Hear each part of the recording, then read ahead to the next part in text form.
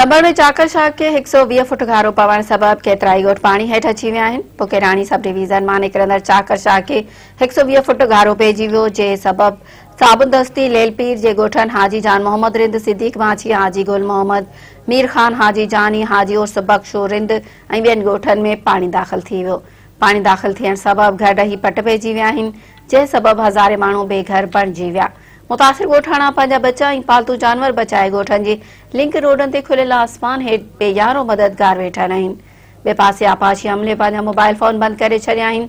मुतासिर माण्हुनि एहतिजाज कंदे दाहियो त मुसलसल 48 कलाक तेज़ तूफ़ानी बरसातुनि दौरान इरिगेशन अमले पारां चाकर शाख में गुंजाइश खां वधीक पाणी छोड़ करे छॾियो, जे सबब शाख जे कमज़ोर कपरनि वटां 120 फुट जो घारो लॻी वियो, जे करे करोड़े रुपया नुक़सान थियो आहे। ॻोठाणनि हाजी करम दिलदार गुलशेर नूर अहमद अनवर यासीन ऐं ॿियनि चयो त बरसातुनि जे पाणी सां नुक़सान न थियो, पर आपाशी अमले जी नाअहली सबब वॾो नुक़सान थियो आहे, जंहिंजो अज़ालो कयो वञे।